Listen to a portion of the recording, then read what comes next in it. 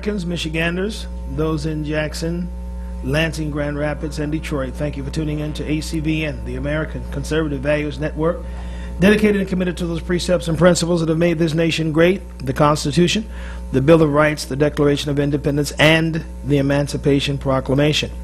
I'm happy to announce today that I have two distinguished ladies with me from the Heritage Values bus that is traveling across the state of Michigan to promote family values, and those virtues that are the bedrock of American society. Connie Mack with the Family Research Council. The very distinguished leader of that council is Tony Perkins, and of course formerly Gary Bauer. He's a very outstanding gentleman of the first rank. And also Genevieve Wood with the Heritage Foundation, very good friends of ours, very good conservatives that stand by accountability, family values, and the Constitution, in making sure that all of us earn our keep and make our contribution to our country. Remember the words of John F. Kennedy: ask not what your country can do for you, but what you can do for your country. We'll start with Genevieve Wood with the Heritage Foundation, in as much as it is your bus that has come here today to share with us and us to work with you to promote family values. Your thoughts? Sure. Well, first, thank you very much for having us here. And this is it's a joint project of the Family Research Council and the Heritage Foundation. We've been on the road, what Connie said, end of January. That's right. And we've now hit 21 states. Michigan's number 21. And we're basically taking a very strong message to folks, which is from Heritage's perspective, we're talking about our Saving the American Dream plan, which is about how to get the debt, how to get spending, how to get us back on the road to prosperity. Because the fact is, where we're headed is not a good place. The debt we're putting on the next generation, we believe, is not only unsustainable, it's immoral. It is wrong what we're doing to the next citizen or group of Americans, and they're not going to be able to reach the American dream currently where we are. So that's the message that we're taking out to people. We're asking them to get involved. We're asking them to take a stand in November, and then asking them to keep politicians accountable once they get to Washington, once they get to Lansing. It doesn't just stop with the vote. Can you comment, when you talk about debt, on the Obama administration? My understanding is that this administration in 3 years has spent more and increased the national debt more than all of the 42 presidents prior to him coming to office, occupying the office for the 200 plus years that we've been a democracy. How can President Obama get in and accomplish something so catastrophic and so disastrous for the future of our country? I mean, it looks as though we're going to wind up on the trajectory of Greece. How say you? Well, let me first say that President Obama is not the only one to blame. A lot of folks, both parties, have been guilty of spending more money than we have and asking people just to give more. But the fact is, he's put the pedal to the metal, so to speak, in the last 3 years. And look, he has a different vision of what the country is than I think what the Constitution is, which is that government ought to be doing more. Government ought to be taking care of everybody. And the only way to do that, people have to remember, the government doesn't have any money that we, the American people, don't give it. The government doesn't have its own money. And so when it starts running out, where do they go to get more? Us. Or they go to other countries around the world, or they start printing more, meaning it's worth a lot less. So the fact is, the president believes the best way to get out of the economic state we're in now is to ask people to pay more in taxes, to print more money, and ask the government to do more. We think that's the wrong vision. We think that the best way is to let people keep their money, let them try to take care of themselves in many respects, and grow the economy so there's more jobs for folks around the country. Well, Connie, would you like to weigh in on this government takeover of all of our nation's institutions? I mean, it seems like some $12 trillion has been added to the national debt since Obama took office. There's, more forthcoming, they say, because the passing of what's called the Patient Protection and Affordable Care Act is going to create, according to the information I have in front of me from the Heritage Foundation, that Obamacare will create 159 new bureaucracies, boards, agencies, commissions, and programs to govern American health care. And this is just the naked takeover of the healthcare industry, and government seizing control of the lives of the entire lives of persons who are citizens of this country. How say you? Well, I say you just said it exactly right. It isn't just healthcare they'll be taking over. It is the direction of every thought, every breath we take will be controlled by the government. Think of it. If the government is running the healthcare system, what is it that we don't do that doesn't come right back to that issue? At Family Research Council, and Tony Perkins, we're very concerned about the extension of the takeover. That is, President Obama has just declared gay marriage as something that he believes in, and of course, I think everyone knows that families need a mother and a father as role models. There's a destructive tendency, I think, on the part of those who think the government can run everything and do it well. When we all know the power is in the individual, and the power is up there, and we all have to be prayerful, and we all have to know our own innate abilities to move forward. But you won't have that once this Obamacare plan goes through. We will be controlled to a point where we won't be able to look around without checking with somebody to make sure that we've done it the right way. Well, most are hoping, the majority of Americans are hoping that Obamacare is overturned by the Supreme Court. The bets are that at least the mandate of mandating peer persons to purchase health care or to be fined is going to be overturned. Who knows? There is and are two persons that are on that court that Obama did appoint, Sotomayor and the other young lady that are on the court. Who knows how they're going to write their opinions. The assumption is they will side possibly with Obama. Right. However, questions that were being made or asked during the debate. Yeah, the debate that was in the courts and during the presentation of both sides before the Supreme Court have somewhat led some to think that they may rule in favor of the Constitution.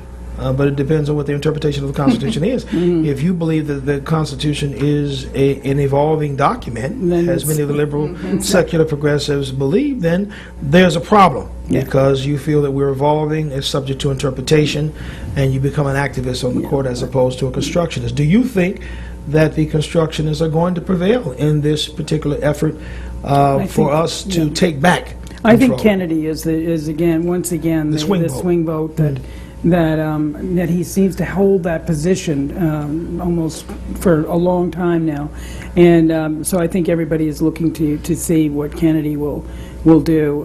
Kennedy's questions are the questions that came up during the presentation and during the discussion in the court as to what his perceptions were and overreaching of government in this situation, mandating individuals to in fact purchase insurance or to be fined. And it appears that possibly in his writings that he will rule against Obamacare. Barack Obama obviously has some concerns about that because he's trying to cram it down everyone's throat through executive orders and any and every other means he has access to as president. So this is a socialist assault. It is on free market systems and on the free market capitalist ideology of this country. Your thoughts? I think what's frustrating is that I think that people think if we don't let the government do all this for us, that we're not for health care reform. And that's the furthest thing from the truth. It needs reform, no question about it.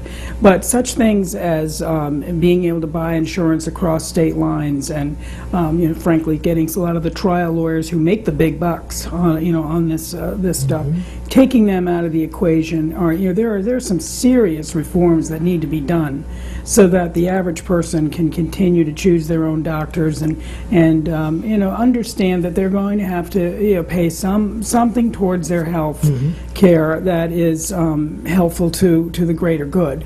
But we all agree that the health care system in this country has gotten completely out of control, and we do need to do something about it. Government is the worst answer, and that keeps getting proven over and over again. And it's hard to understand why. Well, and a lot of people don't. I mean, the health care is a sixth of the economy. That's what we spend a sixth of the economy. Do we really want to hand over to the federal government 1/6 of our economy when we see how it runs programs by and large? charge and how well it does it. I mean, the people come to this country for health care not because, they come because it's great medicine, and that was not built by the government, that was built by a Private free market sector. system in the Private private sector. sector. They don't go to many countries which are completely run by the government. So I think there's a lot we can learn from history, and we were talking about the debt. There's a lot we can learn from Greece and other places right now about here's what doesn't work. And you can, they've unfortunately done us a favor in terms of showing this is what these policies look like down the road. If you make these promises you can't keep, here's what it looks like. And I think, you know, we as Americans are very blessed with the opportunity to make a difference. Yes, and you're speaking. The camera wants to catch your beautiful face on there. But you're absolutely right. Also, the problem with health care with respect to Kathleen Sebelius and the interpretation of what is a religious institution and that what is religious exemption in terms of abortion. Now, I just recently spoke on Friday at the Patrick V. McNamara building in downtown Detroit for the Catholic bishops for the rally of, I guess it was around 1,500 people that were there to support the effort and the initiative of the Catholic Church and the Sisters of Mary and the St. Mary's healthcare system in not having to perform government-mandated abortions and abortions on demand.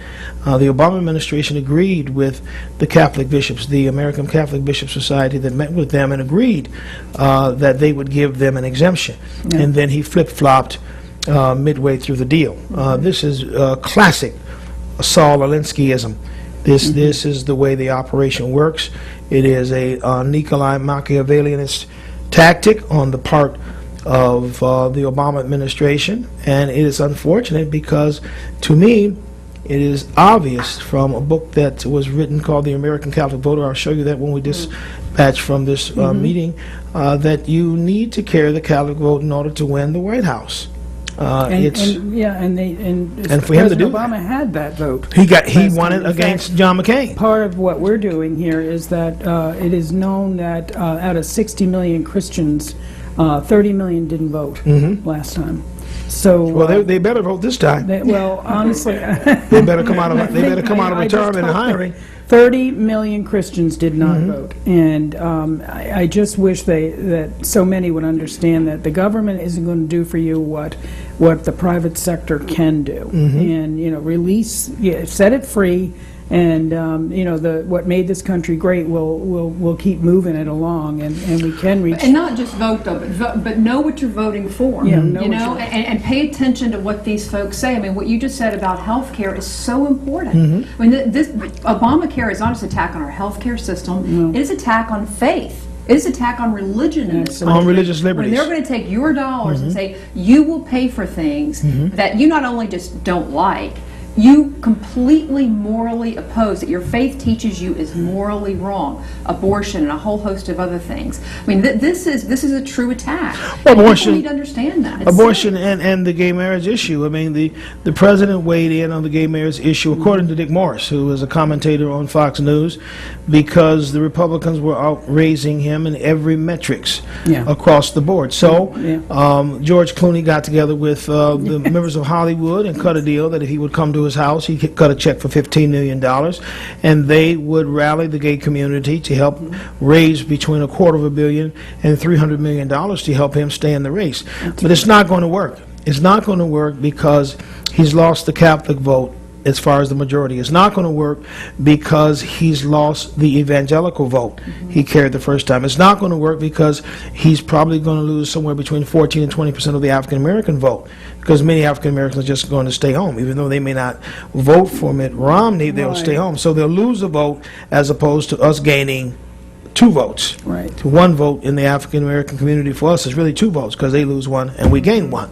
And he's going to lose the independents because of the regulatory issues that he's weighed in on, and his administration has overreached in every area of the federal government's arm of regulation, be it the environment, be it energy, be it the banking system and Dodd-Frank, where the insanity of the banking system now has caused the banking institutions to become even more amalgamated and complicated and twisted than they were prior to the passing of the Dodd-Frank bill. Add that to the list of things that ought to be repealed Exactly. under a new Congress. Exactly. And then you have health care here, which has broke the bank before it even weighed in to take any money from the bank. I mean, they're moving money around, they're creating new departments, they're expanding government, and they are multiplying exponentially, or exponent, however you said it. I guess it would be exponentially. Exactly. What Jimmy Carter did when he created the Department of Education. The Department of Education has been what do you call it, a educational disaster. I mean, and not just financially. Look what it's done to the school system in our cities. To a great extent, and frankly, then, no small part to our children and the lack of education they're getting. One thing I want to say. We're way down the totem pole when it comes to academics. That's right. In learning in math and science and the various areas that create engineers and create doctors and other individuals who in specialist fields. We're way behind. That's right, and you've seen in this state, in the state of Michigan, what things like school choice can do, especially for the kids who are the farthest behind, what opportunities that can give them. And we have a president right now who is so not interested in that, and to the point of not just not interested, he's gone into cities like the D.C., the nation's capital, had a program that was working, he said, I'm going to take that money away.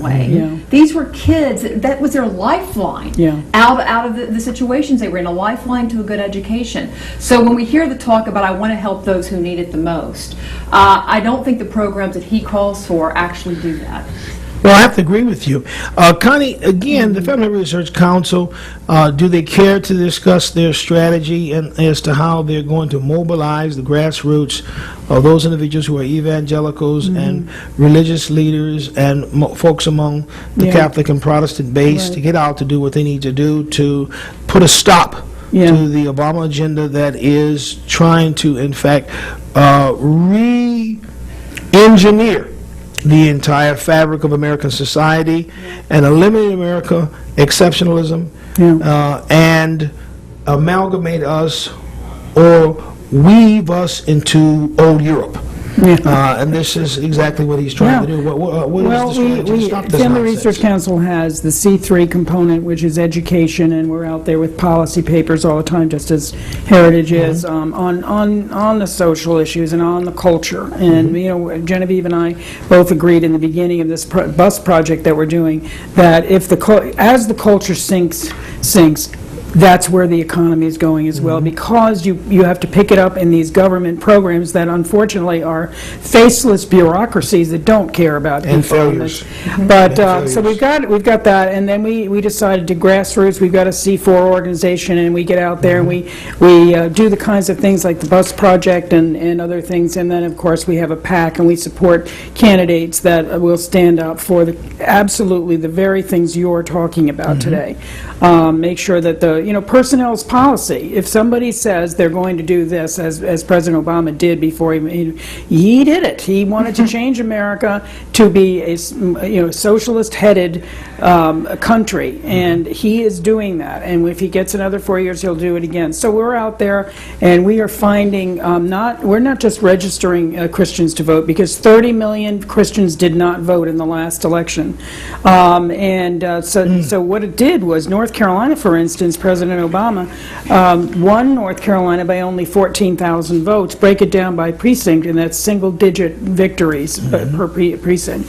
So I mean, it's ridiculous that he may be a very good man, but his object is to bring the government to every facet of our lives, and we've seen time and time again that it doesn't work. So we're out there registering people. We're out there looking for activists to join our Champions program, which means you reach out. We've identified Christian voters who didn't vote in 2008, and if you sign up for our program, you can get in and you can actually see in your district by zip code who didn't vote that has been scrubbed and found out to be a conservative Christian, frankly, because we are talking about conservative policies here.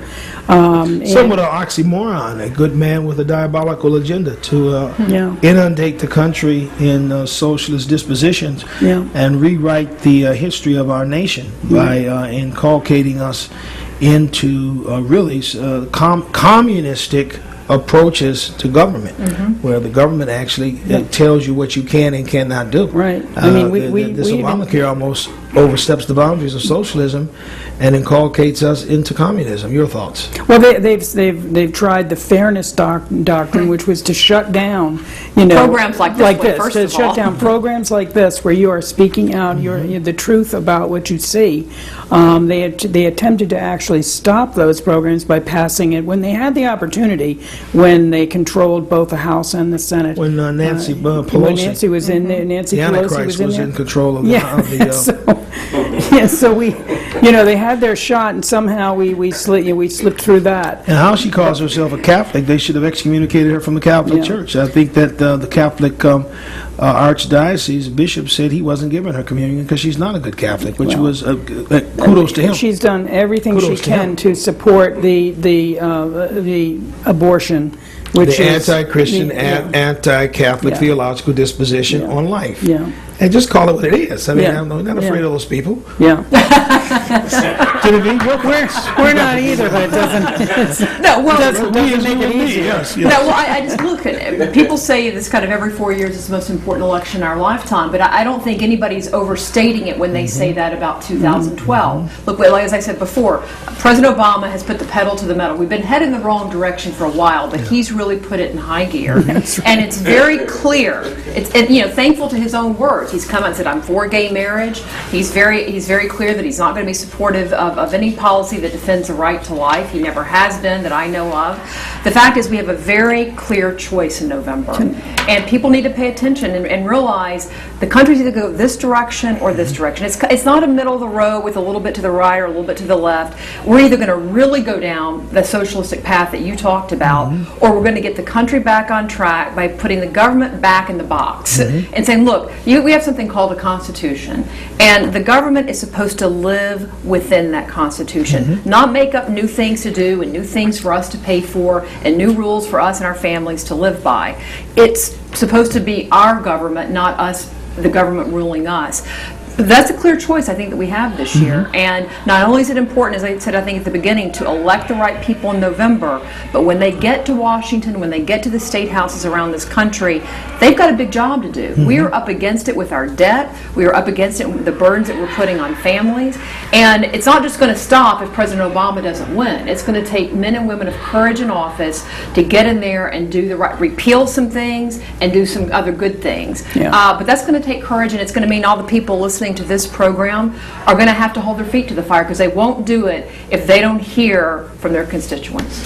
Well, Mitt Romney has an extraordinary economic and financial track record and background with Bain Capital. I mean, Bain Capital is the largest hedge fund private equity group in the world. It is managing the pensions of many of our states across the continental United States successfully. Patrick Duvall, the governor, I believe it is, of Massachusetts, was saying that he couldn't speak any disdain about Bain Capital, because Bain Capital was responsible for his success. As well as Cory Booker. Cory Booker. Bill Clinton last time I heard. and Bill Clinton said he has stellar economic credentials and financial credentials. So, and George Soros, of all people, said that he would not oppose Mitt Romney in the election. Unbelievable. That's troubling. Yeah, right now I'm starting to get suspicious But here. George Soros, as much as a socialist as he attempts to purport himself to be, he really is a free market capitalist. He's out for himself to promote his business and the investments that he makes, he's made, and the hard work that he feels that he's put into his initiative. So it happens to be one of the wealthiest men on the face of the earth. Now, where Warren Buffett comes from, and Bill Gates, who doesn't really weigh in much on politics, but why Warren Buffett is so outspoken for Obama was puzzling to me until I realized that Obama had cut so many deals with many of the Buffetteers, those individuals who his organization invest in. and because he had gotten special considerations from the Obama administration, it's understandable that he would come out and speak for Barack Obama. Many of the multinationals and the globalists were backers of Obama. Rockefeller was his initial backer when he ran the first time. Rockefeller and Ted Kennedy. And they put together the consortium of Trilateral Commission members and Council of Foreign Relations members who control the port authorities across this country and throughout the world to back Obama, who no one knew about, and went into the caucuses and made sure the caucuses flipped and gave their votes to Obama versus Hillary Clinton. Now, whether or not they're going to do that with Mitt Romney is questionable, because Mitt Romney is genuinely an intellectual and a hands-on operator when it comes to the free market system. Bain Capital is and has proven itself to be the best of the best. It's going to be very difficult for any of those globalists to really turn a heavy hand against Mitt Romney's campaign. Hence, money is flowing to Mitt Romney's campaign. Now, the question is, after Mitt Romney wins the election, I predict he's going to win the election on this show. I'm not prophesying, I'm predicting. That means I'm not giving any divine instruction. This is my personal intellectual analysis based on the information I have from the different sources that do assessments and analysis and research out there concerning polls. I think Romney is going to win. I think he's going to win Florida. He's going to win Indiana. He's going to win Ohio. And he's going to sweep the South. And I just don't see that Obama's going to do much, with the exception of maybe California, obviously. Illinois, he'll carry because that's his own state, and a few other states. But I think, as Dick Morris predicts, that Obama is going to be swept by a landslide. And I think your interlude to this prediction is what happened in the midterm elections. People made fun of the Tea Party, which stands for Tax Enough already. They made fun of these people and said they were racist. They weren't racist. They simply don't want to give all their tax money to the government. They called them all kinds of off-the-ranch names. Bill Maher, with his demon-possessed self, made all kinds of ungodly remarks about the Tea Party people, as well as other MSNBC personalities and journalist types. The fact of the matter is, though, what's going to happen is the intelligence of the American people is going to rise to the top, and Obama is going to be looked at as a historical character that has made history now, and it's time to move on. And he will be set aside, and him and Michelle and the beautiful children, Sancha and Malia, will be allowed to go back to private sector and make his millions and hundreds of millions of dollars as a former president, which will be good. And then we can move on and turn the page, if you will. Let me turn the page of this book as I do.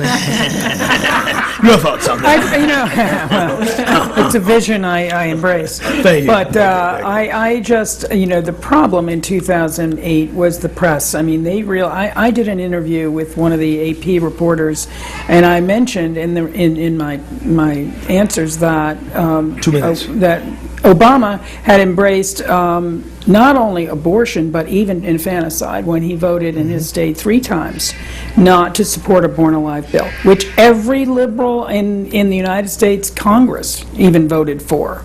Once the baby's born, it's there, it should be protected. Right. But he voted against that. Wow. And 3 times. And I felt as though that's a character flaw I couldn't overlook, no matter what else. But the media didn't cover it. They refused to cover it. In fact, the reporter looked at me when I said it. He said, "That's not true." And I said, well, "Wait, you're a reporter. Go check out what I just said." Research. But I hope that we can get past a media that is so enamored of and I admit that Barack Obama is a very attractive person, but they were so enamored by him that they didn't look into so much. Well, they were so directed also. They were directed by powers that be that controlled those institutions not to do bad press on them. This is the American Conservative Values Network. We are friends with Fox News and, of course, the Heritage Foundation and the Family Research Council, also the American Family Association, and Chuck Colson and James Dobson. God bless Chuck Colson, who's gone on to be with the Lord and rest his soul in peace. Thank you again for tuning in to ACVN. God bless you and God love you. We have